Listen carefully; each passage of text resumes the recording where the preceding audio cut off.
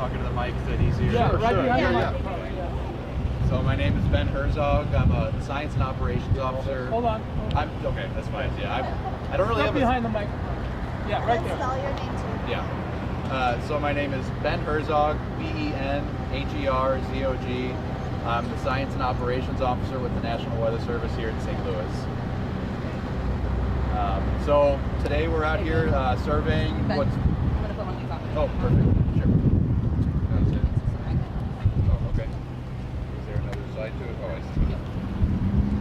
This is a mic. Yes. Okay. Hey, we're online. You can go ahead.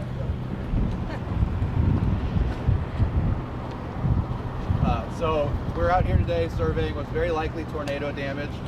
Yesterday, as the storm went through this portion of St. Louis, we saw what's called a tornadic debris signature. So that is debris that's been lofted into the air by the tornado. So that's why we're almost certain that it's a tornado that went through here today. We're going to be going up and down the tornado path, trying to see what was damaged, how damaged it was, and based off of that information, get some idea about the intensity of the tornado as it came through.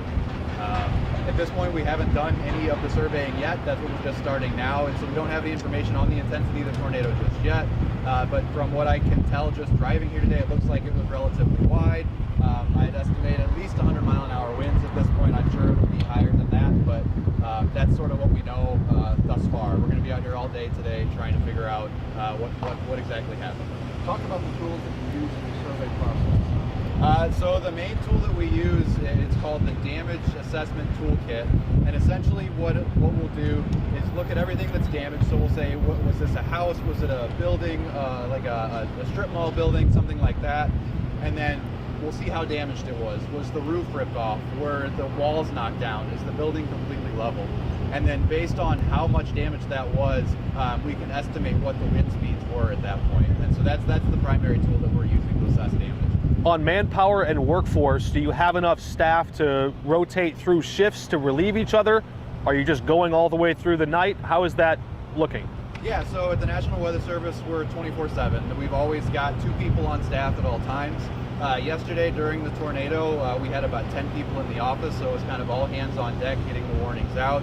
But then we continue to have folks in the office in the evening, in the overnight hours. Again, got to watch the weather at all times. And then, yeah, we're out here today. We've still got people in the office, and then we've got Alex and myself out here doing the survey today. How far of a path are you looking at for the tornado travel? So based on what we can tell on radar, it looks like the tornado probably touched down somewhere near Clayton, maybe just to the east of Clayton a little bit. Obviously went through this area. There's some indications that it may have crossed the river and gotten into Granite City. And so we'll be going up and down that path today, trying to figure out exactly where the tornado started and ended. Is the storm unique to this area? Like, is tornado like that what disaster? Is the storm unique to the area? Yeah. I mean, we get tornadoes in the center part of the country, really across most of the United States, east of the Rocky Mountains. Tornadoes are really, we get plenty of them. We've had, I think this year alone, we've had something like 30 tornadoes just in our area. And it has been an active year, and it's been a year with stronger than normal tornadoes as well. But I would not say it's something unique to the area. Timing-wise, how are you and your crew breakdown actually surveying every part that's been damaged today? It's going to be a long day. So our plan is to start here. We are going to work our way to the east and just try to get as much done as we can. It's tough to say how long it's going to take because I just don't know everything that's damaged just yet. We're going to try to be as quick as we can. We're not going to be able to survey every single point because then we would be here forever. And so we're going to be looking for, really what we want to know is the length of the path, how wide the path was, and then where the worst damage was, because ultimately it's the worst damage that's going to allow us to rate this tornado. What can our viewers do to help? The biggest thing I would say is stay out of the way of first responders. That's what's most important. That's why we're out here today instead of yesterday, is that we wanted to give the first responders plenty of time to focus on saving lives, helping people that are trapped in their homes and things like that. So I would think the biggest thing would be stay away if you don't need to be around. Some people remarked about... Helicopters, what do you guys do anything overhead? We do not do anything overhead, no. We're entirely on the ground doing these surveys. Some people remarked about the speed of how quickly it kind of came into the area. did we have enough advance notice? And can you talk about the technology or infrastructure that goes into the alert system? Are you confident that the right people got the right notice yesterday? So I can tell you from the National Weather Service perspective, they were very fast-moving storms. We issued our tornado warning approximately at 2:34 p.m., I believe. Based on radar, I would estimate that the tornado probably touched down about 7 or 8 minutes after that. So that's how long the lead time was on our warning.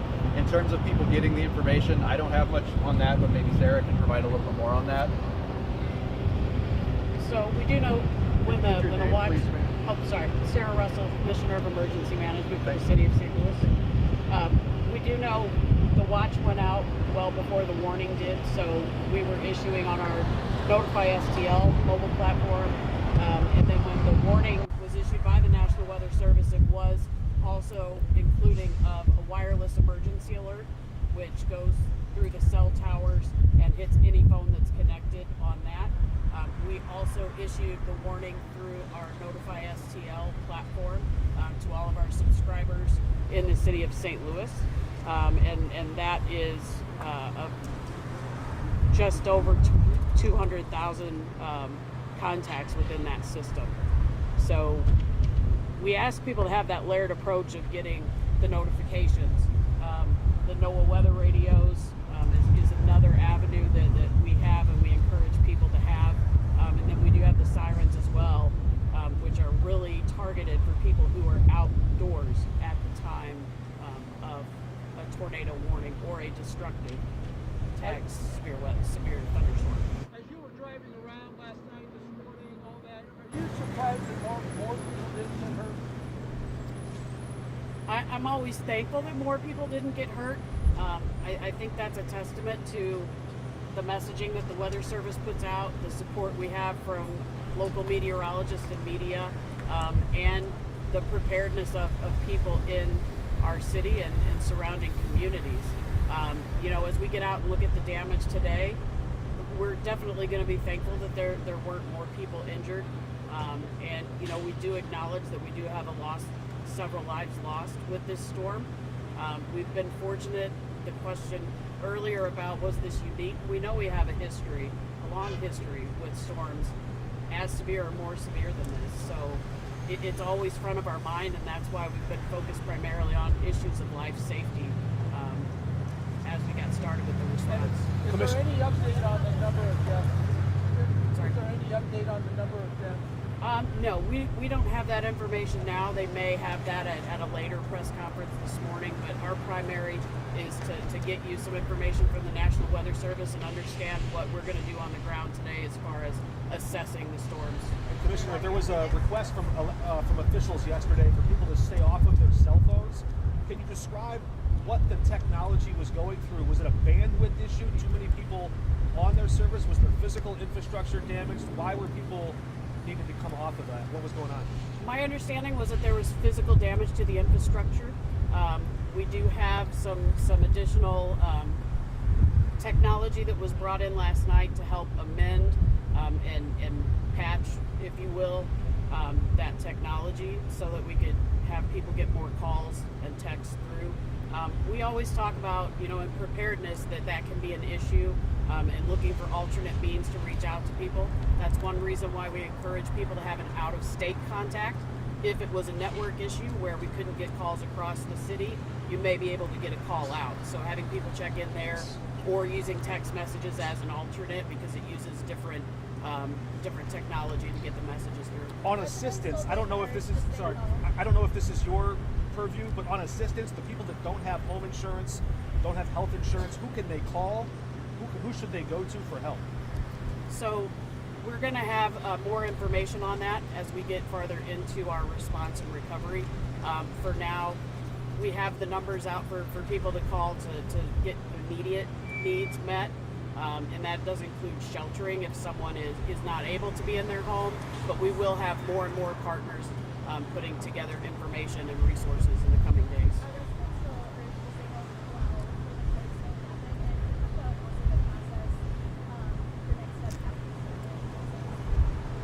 Okay, I'll let Ben speak to the process after the survey. Of course, we do encourage people to avoid travel around and within the areas with damage. We do still have first responders out doing work. We're going to be out with the National Weather Service. We know we've got people that may be trying to get in and assess their homes and start to, compose themselves and figure out what their next steps are. We want to make sure that they're safe, and having people drive through unnecessarily puts everyone at risk. So if you can avoid the areas that are impacted, we would like people to do that, absolutely. Also, there's debris in a lot of places, and there's a lot of hazards within the roadway. So, at a very minimum, we don't want people driving into debris or walking into debris unnecessarily and having injuries or damages. Let me let Ben talk to the after the survey. Yeah, so next steps from the survey process for us, we'll be out here certainly all day today figuring out what happened, perhaps spending more time tomorrow if need be. And then from there we will take a look at where the damage was at, where the tornado actually formed, and then comparing that to our radar. The radar is the primary tool that we use to issue tornado warnings, and so we'll go back and see, was there something else we could have seen? Is there any way we could improve our services? And then that information is going to make its way into the research pipeline as well, so researchers can continue to look for ways to improve our services. So those are our next steps. Commissioner, just real quick, were you confident that the sirens worked as intended yesterday? I know they're old. You guys were replacing them. We've had a lot of questions about sirens, and we are looking into that. But our primary goal does remain life safety at this point and getting through the survey with the National Weather Service so that we have information from the ground level that we have to get people started on recovery. But we are looking into that. But again, that's why we encourage people to have multiple layers. Expecting that you're going to hear a tornado siren inside of your home during a tornado is a pretty high expectation to have of a system. We are progressing with the replacement process of our system. That's why we had the testing on Thursday, was to give the engineers an opportunity to get the final amount of data they need to help us move that process forward so that we can start getting installation as soon as possible. But again, that's one tool that we use, and we encourage people to have those redundant systems, having weather radio, subscribing to Notify STL, and of course any of the apps that our networks provide to give updates. I guess was there any specific areas where the sirens didn't go off yesterday? That's still being looked at. We're still getting input from the community and other sources, so that's data that we'll push through when we get the other priority data done. But we will get to that, yes, certainly. Is the media able to go with you guys on the tour of the survey yesterday? Or how that work? So probably not. It's going to be a long day already, and I really don't think we're going to have a lot of time to kind of stop along the way. So we're going to try to kind of stay on our own and do the survey, and we'll be sure to let you all know. We'll be posting to our website, various social media platforms, and we'll probably try to organize another press conference maybe this afternoon once we've got a better idea of what we're looking at. Do you have those numbers that you could share with people about how to reach out for help? I don't mean to put you on the spot. Do you know the phone numbers? I can get those to you, Mark, Yeah. as soon as we're done. Okay. Just for people I think watching, If yeah. we can wrap, we're going to get them started out on the road, but we'll get youth survey updates later, and then there will be another press conference where we'll get more details from the other city agencies. All right. All right, thank all. you. Oh, let me grab that. All right, that was Ben Herzog with the National Weather Service and Sarah Russell, the Commissioner of the City Emergency Management Agency. We're going to hear more from state officials in just a moment. You might have seen over their shoulder Governor Mike Kehoe just arriving at the command center moments ago. We expect to hear from Governor Kehoe at 10:30 this morning, so stay tuned to see what the state of Missouri can do to bring relief and bring help. Of course, Congress might also be able to send disaster relief at some point. That's many weeks, if not months off from now. We do hope we can bring anyone in our audience some more information about the specific ways you can offer your help, ways you can find help if you need it. There are numbers that the City Emergency Management Agency has on hand. You can check their social media information right now to find that. If you're having a hard time getting that, we'll try to bring you those phone numbers over our airwaves and as we stream online here in the next few moments, just so people have it. You can share that information. Again, there are some people whose homes are insured. We expect most of those people are working with their insurance companies directly to find immediate relief. The work itself is going to be a lot, but the recovery, there are some folks who may not have their homes insured, who may not have health insurance. We met one of those folks last night.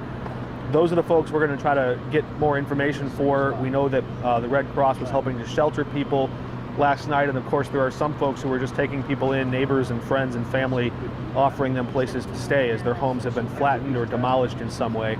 But again, we're going to sign off for you for now from 5 Plus. This is Mark Maxwell just on the command center here in the north side, but we will be back online with you on KSDK here in about 13 minutes at the top of the hour at 9 o'clock with more on Today in St. Louis. We'll see you there.